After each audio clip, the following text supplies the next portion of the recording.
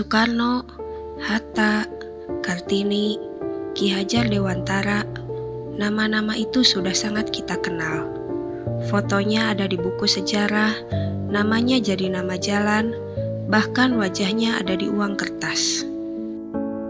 Tapi, tahukah kamu, kebangkitan nasional Indonesia bukan hanya hasil kerja mereka yang terkenal.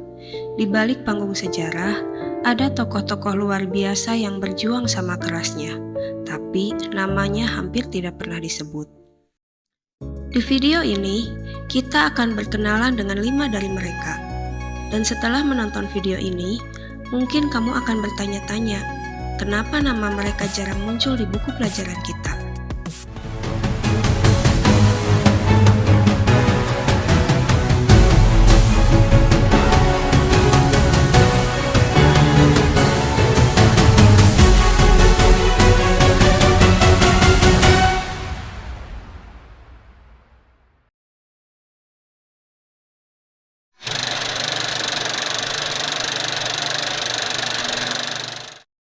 Tokoh pertama adalah Tirto Adisuryo, lahir sekitar tahun 1880 di Blora, Jawa Tengah. Namanya mungkin asing di telinga kita, tapi di dunia jurnalisme dan pergerakan nasional, ia adalah sosok yang luar biasa, bahkan sering disebut sebagai Bapak Pers Nasional Indonesia. Pada tahun 1907, Tirto mendirikan Medan Priai, surat kabar pertama di Hindia Belanda yang dimiliki, dikelola, dan ditujukan sepenuhnya untuk rakyat pribumi. Bukan untuk orang Belanda, bukan untuk kaum elit, tapi untuk rakyat jelata. Lewat koran ini, Tirto menulis kritik-kritik tajam terhadap pemerintah kolonial, membela buruh perkebunan yang diperlakukan seperti budak, menyuarakan petani yang tanahnya dirampas, dan mendidik pembacanya tentang hak-hak mereka. Pemerintah Belanda pun tidak tinggal diam. Tirto berkali-kali ditangkap, diasingkan, dan akhirnya meninggal dalam kondisi miskin serta terlupakan pada tahun 1918. Pramudia Anantatur mengabadikan kisahnya dalam Tetralogi Buru, salah satu karya sastra Indonesia terbesar sepanjang masa. Tapi di buku sejarah sekolah, namanya nyaris tidak ada.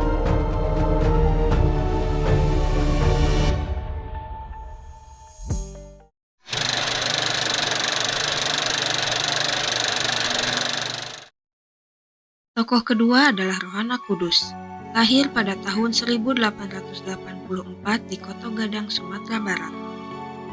Saat Kartini sedang berjuang melalui surat menyurat di Jawa, Rohana Kudus melakukan sesuatu yang bahkan lebih berani.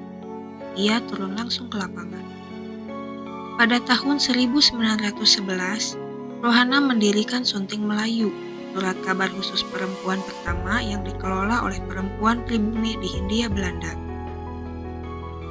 Di surat kabar itu, Rohana menulis tentang pendidikan perempuan, kesehatan keluarga, dan pentingnya kemandirian ekonomi bagi kaum perempuan. Isu-isu yang sangat radikal untuk zamannya. Rohana tidak berhenti di sana. Ia juga mendirikan sekolah untuk perempuan di kampung halamannya, mengajarkan membaca, menulis, dan keterampilan hidup kepada perempuan yang selama ini dikurung di balik tembok tradisi. Bayangkan, seorang perempuan Minangkabau di era 1900-an mendirikan koran dan sekolah sendiri, tanpa dukungan pemerintah, tanpa sponsor besar, hanya dengan keyakinan bahwa perempuan berhak tahu dan berhak maju. Rohana Kudus baru mendapat gelar pahlawan nasional pada tahun 2019, lebih dari seabad setelah perjuangannya.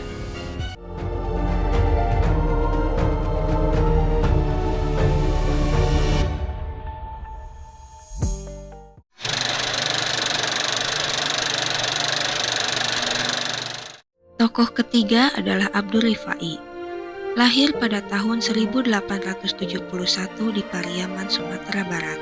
Kisahnya dimulai dari langkah yang sangat berani untuk zamannya. Ia pergi ke Belanda untuk belajar ilmu kedokteran, jauh dari keluarga, jauh dari kampung halaman, di negeri yang dingin dan asing.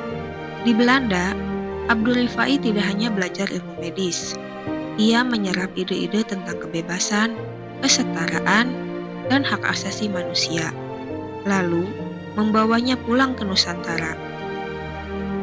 Pada tahun 1902, ia mendirikan Bintang Hindia, majalah berbahasa Melayu yang terbit di Amsterdam dan dikirim ke seluruh Hindia Belanda. Ini adalah salah satu media cetak berbahasa pribumi pertama yang terbit di luar negeri.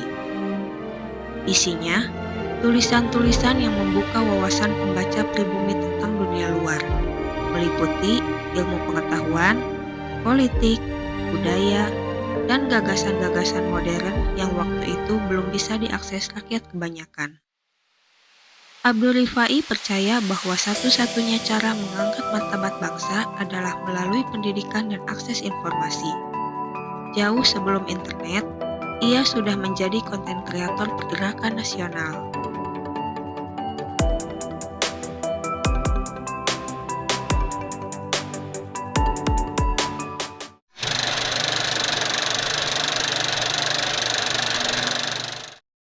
Tokoh keempat adalah Siti Walidah atau lebih dikenal dengan nama Nyai Ahmad Dahlan.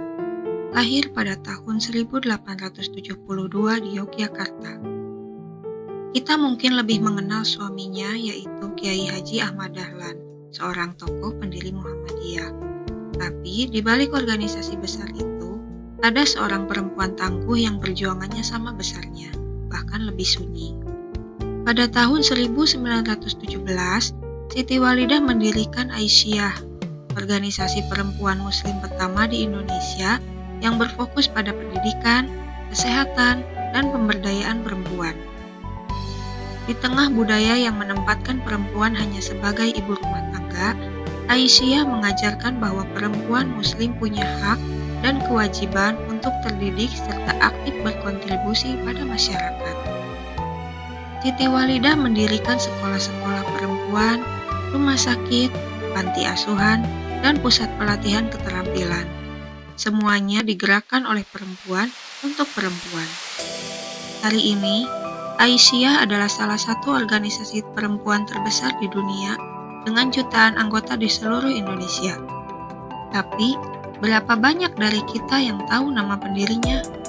Siti Walidah baru ditetapkan sebagai pahlawan nasional pada tahun 1971. Hampir 3 dekade setelah kemerdekaan.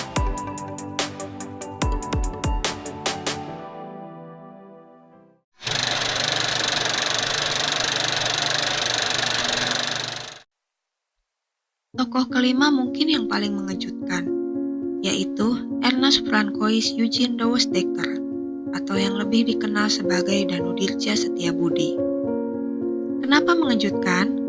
Karena ia adalah seorang berdarah Belanda Jawa, seorang Indo, keturunan campuran Eropa dan pribumi, yang justru menjadi salah satu pejuang kemerdekaan Indonesia paling vokal di awal abad ke-20. Pada tahun 1912, bersama Cipto Mangunkusumo dan Ki Hajar Dewantara, Douwesdekker mendirikan Indische Partij, partai politik pertama di Hindia Belanda yang secara terang-terangan menuntut kemerdekaan penuh dari Belanda. Bukan reformasi, bukan otonomi, tapi kemerdekaan. Di tahun 1912, 3 dekade sebelum proklamasi. Slogan mereka adalah Indië los van Holland, yang artinya Hindia lepas dari Belanda. Sebuah tuntutan yang pada zamannya dianggap sangat radikal dan berbahaya. Pemerintah Belanda langsung bereaksi keras. Douwesdekker, Cipto Mangunkusumo, dan Ki Hajar Dewantara, yang kemudian dikenal sebagai 3 serangkai, ditangkap dan diasingkan ke Belanda. Walaupun demikian, pengasingan tidak memadamkan semangatnya. Douwesdekker terus berjuang hingga akhir hayatnya, bahkan mengganti namanya menjadi Danudirja Setiabudi sebagai simbol kesetiaan pada Indonesia.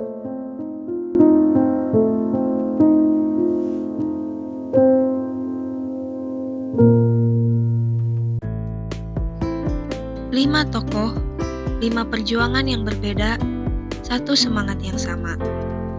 Tirto yang menulis kebenaran hingga akhir hayatnya, Rohana yang membuka sekolah ketika perempuan belum dianggap layak belajar, Abdul Rifai yang membawa cahaya pengetahuan dari seberang lautan, Siti Walidah yang membangun peradaban dari akar rumput, dan Dowes Dekker yang memilih bangsanya sendiri, bukan darahnya.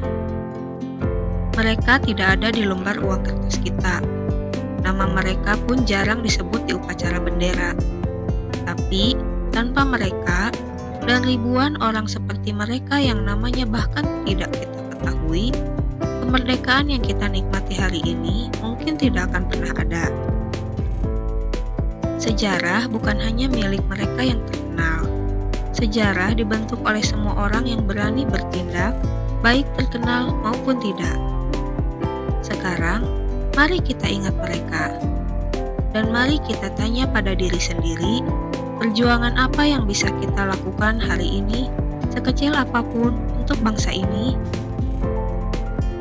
Kalau video ini membuka wawasan baru, bantu sebarkan agar lebih banyak orang Indonesia yang mengenal pahlawan-pahlawan mereka yang terlupakan. Komen juga di bawah tokoh mana yang paling mengejutkan kamu, dan siapa lagi tokoh kebangkitan yang menurut kamu layak dikenal lebih luas. Subscribe dan aktifkan notifikasi. Video berikutnya akan sama menariknya. Sampai jumpa.